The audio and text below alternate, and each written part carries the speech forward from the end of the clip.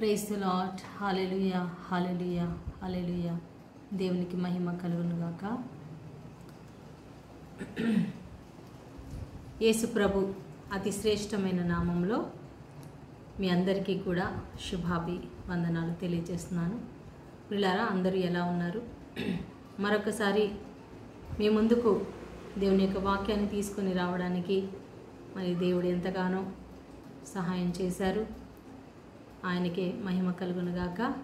మనం డైరెక్ట్గా దేవుని యొక్క వాక్యంలోనికి మనం వెళ్దాం. కొన్ని విషయాలు మనం ఈరోజు ధ్యానం చేసుకుందాం ప్రియులారా. అపోస్తల కార్యంలో 1వ అధ్యాయము 8వ వచనంలో మనం చూసినట్లయితే అక్కడ ప్రభు పరలోకానికి వెళ్ళే ముందు ఆయన శిష్యులతోటి చెప్తున్నారు, పరిశుద్ధాత్మ మీ మీదికి వచ్చినప్పుడు మీరు శక్తిని పొందెదరు.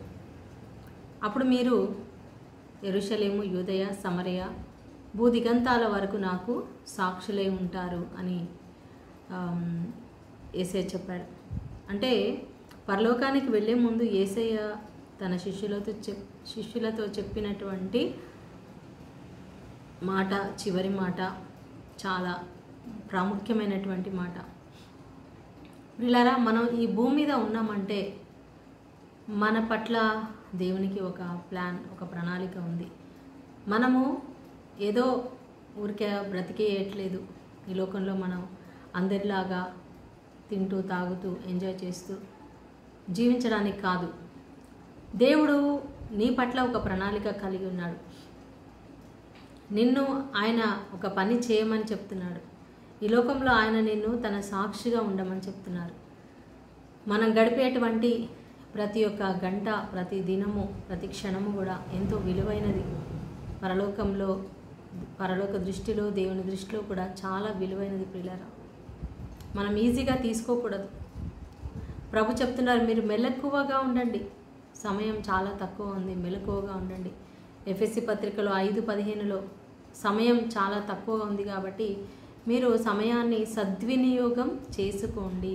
దేవుడిచ్చే ప్రతి అవకాశాన్ని సద్వినియోగం చేసుకోమని దేవుడు చెప్తా ఉన్నాడు. హల్లెలూయా, హల్లెలూయా, ప్రైజ్ ది లార్డ్. సో ప్రియులారా, మరి మనం ఏ విధంగా ఈ లోకంలో ఉండాలి? మనం దేవునికి సాక్షులుగా ఉండాలి. మొట్టమొదట యెరూషలేములో, మన ఇంటిలో దేవునికి సాక్షిగా ఉండాలి. యూదయలో, మన బంధుమిత్రులలో మనం సాక్షులుగా ఉండాలి. సమరయ అనగా మరి అన్యజనుల మధ్యలో మనం సాక్షిగా ఉండాలి. తర్వాత భూదిగంతాల వరకు. మరి మనం ఎక్కడ ఉన్నాం? కనీసం మనం ఇంట్లోనైనా సాక్షిగా ఉంటున్నామా? మన బంధుమిత్రుల మధ్యలో సాక్షిగా ఉండడం అంటే ఏంటి? ప్రభు గురించి మనం చెప్పాలి, ప్రభు గురించి మాట్లాడాలి. ఈరోజు చాలామందికి ఒక ఇన్సల్ట్, ఒక అవమానం. యేసు ప్రభు గురించి చెప్పాలంటే, యేసయ్య గురించి సువార్త చేయాలంటే చాలా అవమానంగా భావిస్తూ ఉన్నారు. ఎవరన్నా ఏమన్నా అనుకుంటారేమో. ఎందుకు ప్రియులారా, మనం దేనికి భయపడాలి? ఎవరికి భయపడాలి? మనం నమ్మిన విశ్వాసము. అయితే మనం వాళ్ళకి ఎవరికి కూడా బలవంతంగా మనం చెప్పకూడదు. మన సమయం, సందర్భం చూసుకొని వాళ్ళకి ఇష్టమైతేనే ప్రభు గురించి మనం ప్రకటించాలి, ప్రేమగా ప్రకటించాలి. వాళ్ళని విమర్శించకుండా, వాళ్ళ యొక్క నమ్మకాలను మనము ఇన్సల్ట్ చేయకుండా, అవమానపరచకుండా, మన యొక్క విశ్వాసాన్ని, యేసుప్రభుని నమ్మితే నీకేం జరుగుతుంది, యేసుప్రభువులో నీకు ఎలాంటి ఆశీర్వాదం ఉంది, నీకు ఎలాంటి రక్షణ ఉంది, నీ జీవితంలో ఏం జరుగుతుందనే విషయాన్ని మనము చెప్పాలి. చాలామందికి తెలియదు సువార్త చేయాలంటే ఎలా చెప్పాలి, ఏం చేయాలి, సువార్త చేయడం అంటే ఏంటి అంటారు. నిజమైన దేవుణ్ణి మనం పరిచయం చేయడం, సృష్టికర్తని ఆరాధించడం. ఈ లోకమంతా కూడా దేవుడు సృష్టించాడు. మరి ఈ కనిపించే చెట్లు, రాళ్ళు, రప్పలు, మనుషులు ఇవన్నీ కూడా సృష్టి. దేవుడికి సృష్టికి తేడా ఉంది, డిఫరెంట్ ఉంది. ఈ సృష్టిని దేవుడు సృష్టించాడు కాబట్టి మనం సృష్టిని ఆరాధించకూడదు, సృష్టికర్తను ఆరాధించాలి. సో ఆ దేవుడు మానవుని చేశాడు, కానీ మానవుడు దేవుని నుండి దూరం అయిపోయాడు. ఆదాము, అవ్వలు దూరం అయిపోయారు. సో వాళ్ళు చేసినటువంటి పాపానికి శిక్షగా దేవుడే మానవుడై ఈ లోకంలో 2000 సంవత్సరాల క్రితం యేసు ప్రభువుగా అవతరించాడు. మరి ఆయన ఈ లోకంలో అవతరించి ఏం చేశాడు? తన రక్తాన్ని చిందించాడు మన కోసం ధారధారలుగా. ఎందుకంటే రక్తం లేకుండా పాపక్షమాపణ లేదు. సో ఆయన చిందిన రక్తం ద్వారా మనకి పాపక్షమాపణ కలుగుతూ ఉంది. పరలోకానికి మార్గం తెరవబడింది.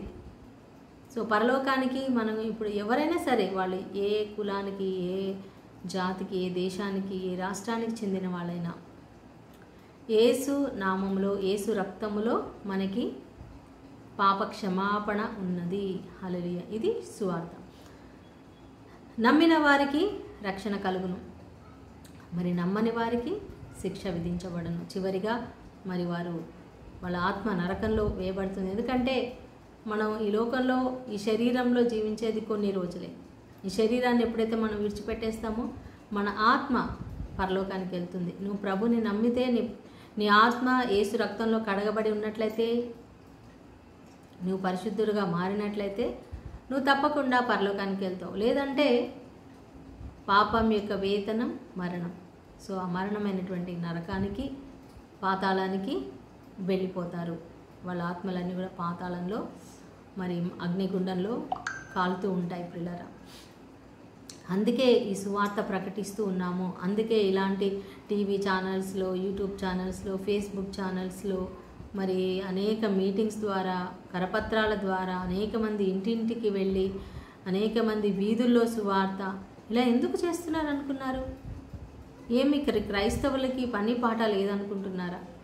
క్రైస్తవులకి ఇలా చెప్తా ఉంటే ఎవరైనా డబ్బు ఇస్తున్నారు అనుకుంటున్నారా? ఇంకా ఏమైనా వాళ్ళకి ఏమైనా లాభం ఉందనుకుంటున్నారా? ఎంతోమంది క్రైస్తవులు ఎన్నో దెబ్బలు తిని, ఎన్నో అవమానాలు భరిస్తూ కూడా సువార్త పనిని ఆపకుండా చేస్తున్నారంటే ప్రియులారా, ఎందుకంటే దీని వెనకాల గొప్ప ఆశీర్వాదం దాగి ఉంది. శాశ్వతమైన నిత్య జీవం దాగి ఉంది. ఆ నిత్య జీవాన్ని పొందడానికే ఈ లోకంలో ఈ కొన్ని శ్రమలు, అవమానాలు ఓకే వస్తే రాని, కానీ కొంతమందినైనా నేను పరలోకానికి ప్రభు కోసం చేరుస్తాను కదా అనే ఉద్దేశంతో మన దేశానికి వచ్చిన మిషనరీలు కూడా ఎంతోమంది, డాక్టర్ విలియం కేరీ గారు, మరి ఆయన మన దేశానికి వచ్చి ఆయన ఎంతో సేవ చేశారు. అన్నిటికంటే ముఖ్యంగా ప్రియులారా, మరి మన దేశానికి అసలు ఈ యేసుప్రభుని తీసుకొని వచ్చింది, యేసుప్రభుని పరిచయం చేసింది ఎవరో తెలుసా? యేసుప్రభు శిష్యులలో మరి ఒక శిష్యుడు థోమాస్ గారు, పునీత థోమాస్ గారు. ఆయన మరి ఇండియాకి, భారతదేశానికి వెళ్ళాలని ప్లాన్ చేస్తూ ఉన్నప్పుడు ఆయనకి ఇష్టం లేదంట, నేను వెళ్ళను అని అన్నాడంట. కానీ యేసు ప్రభు ఆయనతో మాట్లాడారు, థోమాస్ గారితో, నువ్వు వెళ్ళాలి, మరి నీకోసం నేను ప్రణాళిక వేశాను, నీ ద్వారా ఆ దేశం మార్చబడాలి అని స్వయంగా ప్రభు మాట్లాడినప్పుడు, ఈ యొక్క కేరళ రాష్ట్రంలో ఒక రాజు కొన్ని వస్తువులు, అంటే చెక్కతో చేసినటువంటి వస్తువులు చేయడానికి మంచి నైపుణ్యం కలిగినటువంటి ఈ వడ్రంగి పని తెలిసిన వాళ్ళు ఎవరు అనేసి ఆయన వెతుకుతూ ఉన్నప్పుడు ఎవరో చెప్పారు, ఇజ్రాయెల్ దేశంలో థోమాస్ గారు ఉన్నారు. సో ఆయన ఎంతో మంచి వడ్రంగి పని తెలిసినవాడు. సో ఆయనని పిలిపించడం జరిగింది ప్రియులారా. అలాగా ఆయన ఈ దేశానికి వచ్చారు. మన దేశంలో ఆయన సేవ చేశారు ఎంతో అద్భుతంగా, మరి ఎన్నో అద్భుతాలు చేశారు. ఆయన వాక్యం చెప్తా ఉంటే సింహాలు, పులులు వచ్చి కూర్చొని వాక్యం వినేవంట, నెమళ్ళు కూర్చొని వాక్యం వినేవంట. మరి ఆయన ఎన్నో చర్చెస్ కట్టించాడు. దాదాపు 8 చర్చెస్ కట్టించాడు. ఆ 8 సంఘాలు కూడా మరి ఎన్నో బాప్తిస్మాలు ఇచ్చి ఎంతో మందికి, చనిపోయిన వాళ్ళని కూడా ఆయన లేపాడు. ఎన్నో అద్భుతాలు చేశాడు. సువార్త ఎంతో కష్టపడ్డాడు. మరి ఒక నిజంగా ప్రియులారా, యేసుప్రభు శిష్యుడు అంతా కష్టపడి మన దేశంలో సేవ చేశాడు. ఈరోజు కేరళ రాష్ట్రంలో మనం చూస్తే ఎంతో ప్రతి ఒక్క 90% అక్కడ క్రైస్తవులుగా మారి ఉన్నారు. హల్లెలూయా, హల్లెలూయా ప్రియులారా. మరి అక్కడ ఉన్న వాళ్ళందరూ కూడా ఎక్కువ మరి హై కాస్ట్, అంటే ఉన్నతమైన క్యాస్ట్లో ఉన్న వాళ్ళే అక్కడ ప్రభుని నమ్ముకున్నారు. బ్రాహ్మణ్స్, వైష్ణవులు వీళ్ళందరూ కూడా మరి ప్రభుని నమ్ముకున్నారంట. మరి వాళ్ళ మధ్యలో ఎన్నో అద్భుతాలు ఆయన చేశారు. అవి చూసి మరి వాళ్ళందరూ కూడా మారిపోయారు. సో కానీ ఆయన కేరళ రాష్ట్రం నుంచి మద్రాసుకు వచ్చిన తర్వాత చెన్నైలో మరి ఆయన ఇలా అందరినీ మార్చేస్తున్నారని చెప్పి కొంతమంది ఆయనను వెంటాడి ఆయనని బల్లెంతో పొడిచి చంపడం జరిగింది. ప్రభు కోసం హతసాక్షిగా ఆయన మారాడు. చూడండి, భూ దిగంతాల వరకు వెళ్ళాలి అన్నప్పుడు థోమాస్ గారు మన దేశానికి వచ్చారు. ఇక్కడే సేవ చేశారు, ఇక్కడే చనిపోయారు. ప్రతి సంఘంలో ఆయన కట్టించిన ప్రతి సంఘంలో చర్చెస్లో ఆయన శరీరంలో ఒక్కొక్క భాగం ఉన్నదంట ప్రియులారా. మరి అంత గొప్ప సెయింట్ పునీతుడు యేసుప్రభు ఎలాంటి అద్భుతాలు చేశాడో అలాంటి అద్భుతాలు యేసయ్య చెప్పాడు కదా, నా యందు విశ్వాసం ఉంచిన యెడల మీరు నేను చేయి కార్యాలు చేస్తారు, అంతకంటే గొప్ప కార్యాలు చేస్తారని చెప్పాడు. మరి శిష్యులు చేసి చూపించారు. మరి ఈరోజు నీవు నేను ఉన్నామంటే మనం ఏం చేస్తున్నాం? మన ద్వారా ఎంతమంది మారారు, ఎంతమందిని ప్రభు దగ్గరికి మనం నడిపించాం, ఎంతమందికి సువార్త అందించాం, వాళ్ళు ఎంతమంది నమ్మారో లేదో తర్వాత విషయం. ఎందుకంటే వాళ్ళు నమ్మంది అంగీకరించేది అది వాళ్ళ నిర్ణయం. కానీ ప్రకటించడం మాత్రం మన యొక్క బాధ్యత ప్రియులారా. మనం ప్రకటించాలి, ప్రార్థన చేయాలి, అంతే. మరి దేవుడు తన యొక్క ఆత్మతో వాళ్ళను నింపి వాళ్ళ ఆత్మీయ నేత్రాలు తెరిచి మరి వాళ్ళకు ఉన్నటువంటి అంధత్వం, ఎందుకంటే ఈ లోక దేవత, ఈ లోక సైతానుడు మరి అవిశ్వాసులైన వాళ్ళ కన్నులకి ఏం కలిగిస్తాడంట? అంధత్వం కలిగిస్తాడంట. సో ఆ అంధత్వం ఉన్నప్పుడు ఎవరు కూడా యేసుప్రభు దేవుడని నమ్మలేరు. ఎప్పుడైతే ఆ అంధత్వం వాళ్ళ కన్నుల్లో నుంచి తొలగిపోతుందో అప్పుడే వాళ్ళకి సత్యం అనేది బోధపడుతుంది. ఓకే, యేసుప్రభు నిజమైన దేవుడు అని వాళ్ళు తెలుసుకుంటారు. మరి బైబిల్లో మనం చూస్తే సౌలుగా ఉన్నప్పుడు ఆయన కళ్ళు కూడా మూసివేయబడ్డాయి, నమ్మలేదు, యేసుప్రభుని దేవుడని నమ్మలేదు. కానీ ఒకరోజు దేవుడు ఆయన కళ్ళు తెరిపించాడు, ఆయనకు దర్శనం ఇచ్చాడు. మరి ఆయన ఆ దర్శనం తర్వాత దేవుడు ఆయనతో మాట్లాడిన తర్వాత ఆయన నమ్మాడు, బాప్టిజం తీసుకున్నాడు. యేసయ్య కోసం హతసాక్షిగా ఆయన సేవ చేశాడు. ప్రపంచమంతటా తిరిగాడు, ఎన్నో రాష్ట్రాలు దేశాలు తిరిగాడు. మరి చివరిగా యేసు కోసం హతసాక్షిగా తల శిరచ్ఛేదనం చేయబడ్డాడు రోమ్ పట్టణంలో. Hallelujah, praise the lord, praise the lord. ప్రియులారా, మరి మన కుటుంబాలలో ఇంకా ఎవరైనా మారలేదా? వాళ్ళ కోసం మనం ప్రార్థన చేద్దాం. మన బంధువుల్లో మారలేదా? తాగుబోతులు ఉన్నారా? తిరుగుబోతులు ఉన్నారా? మొండి వాళ్ళు ఉన్నారా? తల్లిదండ్రులకు అవిధేయులు ఉన్నారా? ప్రార్థన చేద్దాం. ప్రార్థన, వారి కోసం ప్రార్థించాలి. ప్రేమగా వాళ్ళకి సువార్తను అందించాలి. చెప్పాలి, అమ్మా ఇదిగో యేసుప్రభు నిన్ను ప్రేమిస్తున్నాడు, యేసుప్రభు నీ కోసం ప్రాణం ఇచ్చాడు, నీ కోసం ఆయన తిరిగి లేచాడమ్మా, పరలోకానికి వెళ్ళాడమ్మా, మళ్ళీ వస్తాడు. ఈ లోకం త్వరలోనే అంతం కాబోతుంది. చాలామంది ఎప్పుడు వస్తుందిలే అంతం, ఎప్పుడు అవుతుందిలే, 2000 సంవత్సరాల నుంచి అలాగే చెప్తున్నారు. ఎప్పుడు యేసుప్రభు ఎప్పుడు వస్తాడో. ఇవన్నీ ఇలాగే అబద్ధ బోధలు ఇలా చేస్తూ ఉంటారనుకుంటారు. కానీ ప్రియులారా, మనము మత్తయి సువార్తలో 25వ అధ్యాయము 1 నుంచి 13 వచనాలు మనం చూసినట్లయితే ఇక్కడ యేసుప్రభు ఒక ఉపమానం చెప్తా ఉన్నారు. 10 మంది కన్యకలు, వారిలో 5 మంది బుద్ధిగల కన్యకలు, 5 మంది బుద్ధి లేని కన్యకలు.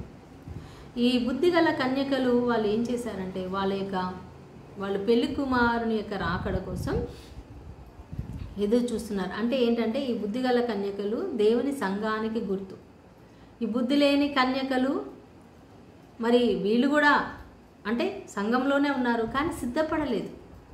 వాళ్ళు కూడా వాక్యం విన్నారు, వాళ్ళు కూడా రక్షణ పొందుకున్నారు, పరిశుద్ధాత్మను పొందుకున్నారు. కానీ యేసు ప్రభు వస్తున్నాడు అని తెలిసినప్పుడు వాళ్ళు సిద్ధపడలేదు. ఇప్పుడు చివరి కాలంలో అంటే యేసు ప్రభు రాకడ సమయంలో మనం ఉంటున్నాం. మరి ఈ యొక్క సమయంలో ప్రియులారా, ఈ 5 బుద్ధిగల కన్యకలు సిద్ధపాటు కలిగి ఉన్నారు. సిద్ధపాటు అంటే వాళ్ళు దీపం సరి చేసుకున్నారు, ఆ దీపం వెలుగుతుందా లేదా అని చూసుకున్నారు. అంతేకాకుండా దీపం ఒకవేళ ఆరిపోతే మళ్ళీ ఆ దీపంలో నూనె అయిపోతే నూనె కూడా వాళ్ళు ఎక్స్ట్రా నూనె పెట్టుకున్నారు. కానీ బుద్ధి లేని కన్యలు ఎక్స్ట్రా నూనె పెట్టుకోలేదు. అంటే వాళ్ళ స్టాక్ పెట్టుకోలేదన్నమాట.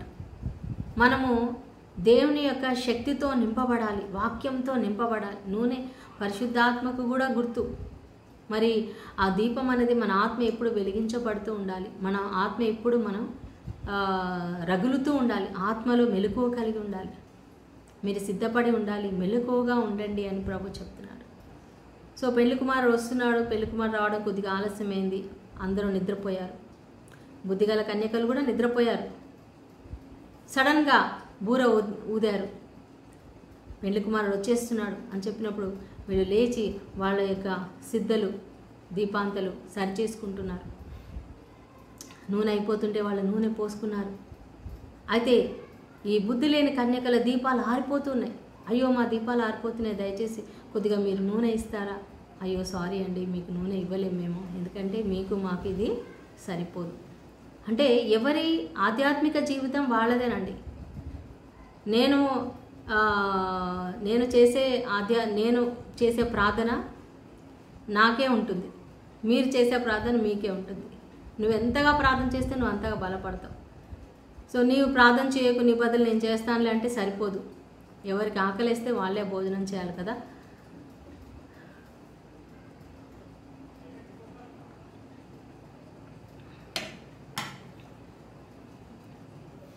సో ప్రియులారా, ఆకలైన వాళ్ళే అన్నం తినాలి, దాహమైన వాళ్ళే నీళ్ళు తాగాలి కదా. నీకు దాహం వేస్తే నేను వాటర్ తాగితే నీకు దాహం తీరుతుందా? తీరదు. సో అలాగా ఎవరికి వాళ్ళే సిద్ధపడి ఉండాలి. ఆధ్యాత్మిక జీవితం అనేది ఎవరికి వాళ్ళు ప్రార్థనతో వాక్యముతో సిద్ధపడి కలిగి ఉండాలి. సో వీళ్ళు సిద్ధపడి లేరు, నూనె ఎక్స్ట్రా తెచ్చుకోలేదు, ఆత్మలో వాళ్ళు బలంగా లేరు, దేవుని వాక్యంలో వాళ్ళు ఎదగలేదు. కాబట్టి వాళ్ళు మరి వాళ్ళ యొక్క దీపాలు ఆరిపోతూ ఉన్నాయి, ఆత్మలో కృంగిపోతూ ఉన్నారు. సో ఆ సమయంలో ఏమైంది ప్రియులారా? యేసు ప్రభు వచ్చేసారు. అంటే పెళ్లి కుమారుడు యేసు ప్రభుని పెళ్లి కుమారుడితో పోల్చబడ్డాడు. సో సంఘము వధువుగా పోల్చబడింది అనమాట. సో మనందరం కలిసి, అంటే సంఘంలో ఆడవాళ్ళు మగవాళ్ళు అందరూ కలిసి వధువే అన్నమాట.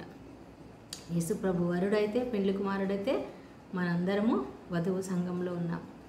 సో ఎవరైతే సిద్ధంగా ఉన్నారో యేసు ప్రభు రాకడికి, వాళ్ళు మాత్రమే, ద్వారం తెరవబడింది, మరి వాళ్ళు లోపలికి వెళ్ళారు. అయితే ఈ నూనె అయిపోయిన వాళ్ళు నూనె కొనుక్కుందామని షాప్కి వెళ్ళారు, కానీ వాళ్ళు వచ్చేసరికి పెళ్లి కుమారుడు వెళ్ళిపోయాడు, తలుపు వేయబడింది. వాళ్ళు వచ్చి తలుపు కొడతా ఉన్నారు, దయచేసి తలుపు తెరవండి, మీరెవరో నాకు తెలియదు పొండి అని యేసు ప్రభు మరి వాళ్ళని గద్దించడం జరిగింది. అంటే ప్రియులారా, నిన్నటి రోజు నేను చెప్పినట్టుగా, నిన్న కాదు, నేను ఒక 1 వీక్ బ్యాక్ చెప్పాను, నోవా దినాలలో ఎలా జరుగుతుంది. నోవా కూడా ఓడ కట్టుకున్నాడు, మరి వాళ్ళు ఓడలో ప్రవేశించారు, వర్షం స్టార్ట్ అయింది, వాళ్ళందరూ లోపలికి వెళ్ళిన తర్వాత వర్షం మొదలైంది. ఈ ప్రజలందరూ కూడా వెళ్ళి తలుపు కొడుతూ ఉన్నారు, నోవా తలుపు తెరువు మా కోసం. నేను తలుపు తెరవడానికి నాకు అవకాశం లేదు, మీకు అవకాశం ఇచ్చినప్పుడే మీరు లోపలికి రావాలి. సో మనం ప్రభుని ఎరిగిన వాళ్ళు కూడా కొంతమంది ప్రభు ఇప్పుడే రాడులే అని నిద్రపోతూ రెడీగా ఉండకుండా ఆత్మలో సిద్ధపాటు కలిగి ఉండాలి. ప్రభు ఎప్పుడు వస్తారా? ఈరోజు ఏ రోజుకి ఆ రోజే దేవుని ఆత్మతో నింపబడాలి, మనం కడుక్కోవాలి, యేసు రక్తంలో మనం కడగబడాలి. ప్రతిరోజు ఈరోజు ప్రభు వస్తే నేను వెళ్ళిపోగలను అనే విధంగా ఉండాలి. ఎవరి మీద మనం కోపం పెట్టుకోకుండా అందరినీ క్షమిస్తూ మనకు చేతనైన సహాయం చేస్తూ, ఎవరికైతే మనం సహాయం చేయాలో వాళ్ళకి సహాయం చేస్తూ, ఎందుకంటే ఈ లోకమే శాశ్వతం అన్నట్టుగా మనం బ్రతకూడదు. ఈ డబ్బు, ఈ ఇల్లు ఇవే మనకు శాశ్వతం అన్నట్టుగా మనం బ్రతకకూడదు. ఎవరైనా మనకు సహాయం అడిగినప్పుడు వాళ్ళకి ఇవ్వాలి, ఆహారం పెట్టాలి, మరి వస్త్రాలు లేని వాళ్ళకి వస్త్రాలు ఇవ్వాలి. పిల్లరా, ఆ విధంగా మనము సహాయం చేస్తూ ఉన్నప్పుడు దేవుని రాకడ వచ్చినప్పుడు మనము రెడీగా ఉన్నాం, మనం సిద్ధపరచుకోవాలి. అలా సిద్ధపడిన వాళ్ళే దేవుని రాకడలో ఎత్తబడతారు. హల్లెలూయా. సో ఎప్పుడు వస్తుంది, పలానా డేట్ ఎప్పుడు, పలానా సంవత్సరం ఎప్పుడు మనకు తెలియదు, కానీ తొందరలోని గుర్తులన్నీ జరుగుతూ ఉన్నాయి ప్రియులారా. అనేకమైన గుర్తులు జరుగుతూ ఉన్నాయి. కాబట్టి ప్రవచనాలన్నీ నెరవేరుతున్నాయి, లేఖనాలు నెరవేరుతున్నాయి. కాబట్టి మరి యేసయ్య రాకడ సమీపంగా ఉంది అని తెలుస్తూ ఉంది. కాబట్టి మనం రెడీగా ఉండాలి. రెడీగా ఉండడమే కాదు, అందరినీ కూడా సిద్ధపరచాలి. అనేక మందికి మన సువార్త అందించాలి ప్రియులారా. తెలియని వాళ్ళకి మనం చెప్పాలి. మన ఒక్కళ్ళమే వెళ్ళిపోతే సరిపోతుందా? మన తోటి వాళ్ళు, మన బంధువులు, మన స్నేహితులు, మనకి పరిచయం ఉన్న వాళ్ళు, మనం ప్రయాణం చేస్తున్నప్పుడు, ఎక్కడికైనా వెళ్తున్నప్పుడు దారిలో ఎవరైనా కనిపిస్తే ఒక మాట చెప్పండి, అమ్మా జీసస్ లవ్స్ యూ, యేసు ప్రభు నిన్ను ప్రేమిస్తున్నాడు, యేసయ్య నీ పాపాలు క్షమిస్తాడు, యేసయ్య నీకోసం మరణించాడు, ఆ యేసయ్య నమ్ముకో అమ్మా, ప్రభు రాబోతున్నాడు. సో ఎంతోమంది నేను చూస్తూ ఉన్నాను ప్రియులారా. ఎన్నో దేశాల్లో కూడా సువార్త చాలా విరివిగా వీధుల్లో కూడా వెళ్ళిపోయి యేసయ్య గురించి, యేసయ్య రాకడ గురించి ప్రకటిస్తూ ఉన్నారు. సో ప్రియులారా, ఈ రోజుల్లో మనం యేసయ్య రాకడ గురించి ప్రకటించాలి, సిద్ధపడాలి, సిద్ధపరచాలి. అదే అంటున్నాడు ప్రభు. మెలకువతో ఉండాలి. మనం ఎంతో ఆధ్యాత్మికంగా ఎదగాల్సిన స్థితిలో ఉండాల్సిన వాళ్ళం ఈరోజు ఇంకా మన మూలపాఠాల దగ్గరే, ఇంకా మన ఏబిసిడీల దగ్గరే ఉంటే యేసయ్య రాకడ వచ్చేస్తుంది. మనం ఏబిసిడీల దగ్గరే ఉంటే ఎలాగండి? మనం కన్నులు తెరవబడాలి, మన ఆత్మీయ నేత్రాలు తెరవబడాలి, ఇంకా పరిశుద్ధాత్మతో మనం నింపబడాలి. పరిశుద్ధాత్మ శక్తితో మనం నింపబడి మనం ముందుకు వెళ్దాం. దేవుని రాజ్యం స్థాపించడానికి మనల్ని మనం సమర్పించుకుందాం. మరి దేవుని రాజ్యాన్ని మన ద్వారా స్థాపించమని దేవుణ్ణి అడుగుదాం. ఏ విధంగా దేవుడు మనల్ని వాడుకుంటాడో తెలియదు. ప్రభా, నేను రెడీగా ఉన్నాను, సిద్ధంగా ఉన్నాను. నా చేతులు వాడుకో, నా నోరు వాడుకో, నా యొక్క శరీరాన్ని వాడుకో ప్రభా. నీ మహిమ కోసం, నీ యొక్క రాజ్య స్థాపన కోసం నన్ను వాడుకో ప్రభా. మీరు ఎవరితోటైనా ప్రభు గురించి మాట్లాడబోతున్నారా? ప్రార్థన చేసుకుని, ప్రభా ఇదిగో ఈ బిడ్డకు ఎలా నేను సువార్త అందించాలి, నాకు శక్తినివ్వండి, బలాన్ని ఇవ్వండి అని ప్రార్థన చేసుకొని మీరు అడగండి. వీళ్ళారా మాట్లాడండి. దేవుడు మిమ్మల్ని తప్పకుండా వాడుకుంటాడు. దేవుడి వాక్యం దీవించునుగాక. ఆమేన్. ప్రార్థన చేసుకుందాం. స్తోత్రం నాయనా, స్తోత్రం మహాగణుడా, పరిశుద్ధుడా, మా ప్రియ పరలోక తండ్రి, మీ పరిశుద్ధ నామమునకు మహిమ కలుగునుగాక. అవును తండ్రి, ప్రభువా మెలకువగా ఉండడం మాకు నేర్పించండి నాయనా. మెలకువ కలిగి నాయనా నీ రాజ్యం కోసం పనిచేయడానికి మాకు సహాయం చేయండి నాయనా. సిద్ధపడడానికి సహాయం చేయండి. మీరు ఆకడకునైనా మేము సిద్ధపడాలి నాయనా. Hallelujah, hallelujah. Thank you, praise you lord. ప్రభా, బుద్ధిగల కన్యకల్లాగా మేము ఉండాలి అయా. మేము వెలిగించబడిన దీపాలుగా ఉండాలి నాయన. మా ఆత్మ వెలిగించబడాలి, మా మనసు ఎప్పుడు వెలిగించబడాలి, వెలుగుతో నింపబడాలి నాయన. హల్లెలూయా. ఆత్మలో మెలకువగలిగి ఉండాలి ప్రభా. అయా, బుద్ధి లేని కన్యకల్లాగా తండ్రి నిర్లక్ష్య ధోరణి మాలో ఉన్నట్లయితే తీసివేయండి నేను. అయా, మాలో ఇంకా స్వార్థము, స్వనీతి, అయా ఈ లోక ఆశలు ఉన్నట్లయితే తీసివేయండి నేను. మమ్మల్ని శుద్ధి చేయండి నేను. అయా, మీ రక్తంతో మమ్మల్ని కడిగి శుద్ధి చేయండి. మాలో ఉన్న కోపాన్ని, ద్వేషాన్ని, అసూయను తీసివేయండి నేను. మీ శాంతి సమాధానంతో, సమృద్ధితో నింపండి నేను. ప్రేమ ఐక్యతలతో నింపండి నేను. క్షమాగుణంతో నింపండి నేను ప్రభా. హల్లెలూయా, హల్లెలూయా, హల్లెలూయా. స్తోత్రం, స్తోత్రం. ఎంతమంది అయితే వ్యాధితో బాధపడుతున్నారో వాళ్ళని ముట్టండి. అనారోగ్యంతో ఉన్న బిడ్డల్ని, పడకల మీద ఉన్న బిడ్డల్ని లేవనెత్తండి, స్వస్థపరచండి. విడుదల ప్రభా. అన్ని వ్యాధుల నుంచి స్వస్థత, తల నుంచి అరి కాళ్ళ వరకు ప్రతి వ్యాధి నుండి స్వస్థత నాయన. యేసు నామములో స్వస్థత, విడుదల కలుగునుగాక. జాబ్ లేని బిడ్డలకు జాబ్ దయచేయండి అయా. సంతానం లేని బిడ్డలకు సంతానం ఇవ్వండి నాయన. వివాహం కాని బిడ్డలకు వివాహాలు జరిగించండి నాయన. యేసు నామములో నాయన ప్రభా. కుటుంబాల్లో శాంతి సమాధానం దయచేయండి. భార్యాభర్తల మధ్యలో శాంతి సమాధానం దయచేయండి ప్రభా. దీవించండి, కాచి కాపాడమని నీకే మహిమ ఘనత ఆరాధన చెల్లిస్తూ రాత్రి కాలంలో ఈ లైవ్లో పాల్గొన్న బిడ్డలు, మరి తర్వాత కూడా వాక్యం వినే ప్రతి బిడ్డను కూడా మీరు ఆశీర్వదించి దీవించి కాచి కాపాడమని నజరేయుడైన యేసు నామములో ప్రార్థించి వేడుకుంటున్నాం తండ్రి. ఆమేన్, ఆమేన్, ఆమేన్. సో ప్రియులారా, ఈ యొక్క వాక్యం మీకు నచ్చినట్లయితే లైక్ చేయండి, షేర్ చేయండి. ప్రియులారా, మన ఛానల్ని సబ్స్క్రైబ్ చేసి నాకు సపోర్ట్ చేయాలని మనం చేస్తున్నాను. Thank you. God bless you.